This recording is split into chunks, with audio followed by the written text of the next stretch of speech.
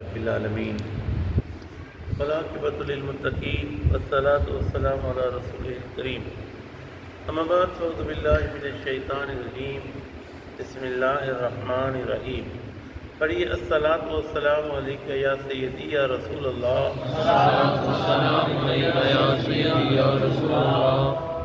والسلام علیک یا سیدی یا حبیب اللہ الصلاۃ والسلام علیک یا سیدی یا حبیب اللہ الصلاۃ والسلام علیک یا سیدی یا رحمۃ للعالمین الصلاۃ والسلام علیک یا سیدی یا رحمۃ للعالمین وعلی آلک و اصحابک یا سیدی یا خاتم النبیین وعلی آلہ وصحبہ یا سیدی یا فیضان مناج میں قرآن کریم فرقان حمید سورہ ہود کی آیت نمبر 103 104 105 106 107 اور 108 کا ترجمہ اور تفسیر بیان کروں گا۔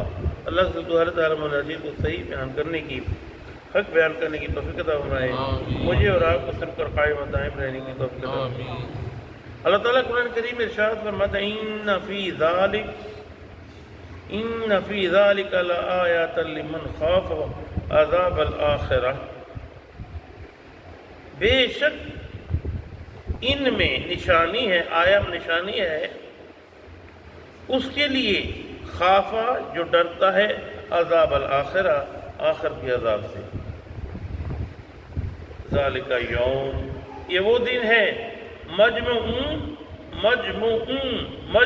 لہ الناس وذالک یوم مشہود، اکٹھا کیا جائے گا سب لوگوں کو، سب کو حاضر کیا جائے گا، یہ قیامت کا دن۔ کہا کہ قیامت کا دن وہ ہے کہ تمام لوگوں کو اکٹھا کیا جائے گا، سب کو حاضر کیا جائے گا اس دن۔ وَمَا نُؤَخِّرُهُ، ہم نے نہیں مؤخر کیا ہے اسے، إِلَّا لِأَجَلٍ مَعْدُودًا، مگر ایک مدت تک کے لیے، ایک گنی ہوئی مدت کے لیے۔ یوم یأتی لا تکلم نفس الا بإذنی، جب وہ دن آئے گا نہیں بول سکے گا کوئی شخص صرف اس کی اجازت سے۔ وَمِنْهُمْ شَقِيٌّ وَسَعِيدٌ، ان میں کچھ بد نصیب ہوں گے اور کچھ خوش نصیب ہوں گے۔ اللہ بتا رہا ہے، آگے فرمایا فَأَمَّا الَّذِينَ شَقُوا فَفِي النَّارِ، سو وہ جو بد نصیب ہوں گے وہ ہوں گے آگ میں، لَهُمْ فِيهَا زَفِيرٌ وَشَهِيقٌ، ان کے لیے وہاں چیخیں گے چلائیں گے اور کچھ نہیں ہوگا۔ زفیر و شہیق، زفیر یعنی گلے سے آواز نکلنا، شہیق مانا سینے سے آواز نکلنا۔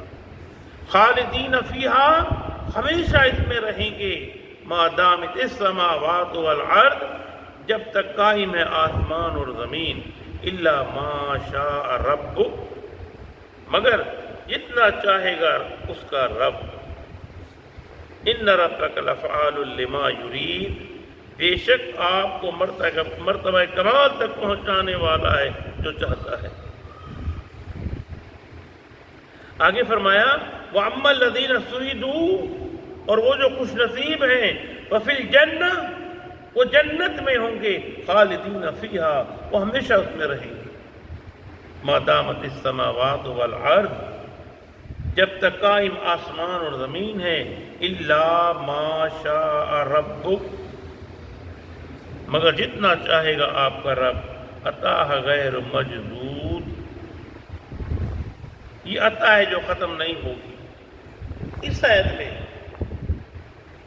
وضاحت کر دی گئی، خوش نصیب وہ ہوگا جو جنت میں ہوگا، بد نصیب وہ ہوگا جو جہنم میں ہوگا۔ میں تفسیر میں پڑھ رہا تھا، کہا کہ حضرت سید ابو ہریرہ سے روایت ہے، ایک ٹائم یہ بھی آئے گا کہ جہنم خالی ہو جائے گی، اللہ کریم اپنی رحمت سے سب کو جنت میں بھیج دے گا،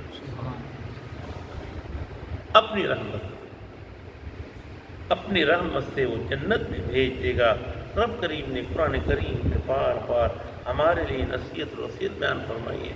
اللہ عمل کرنے کی توفیق عطا فرمائے۔ وما علینا الا البلاغ۔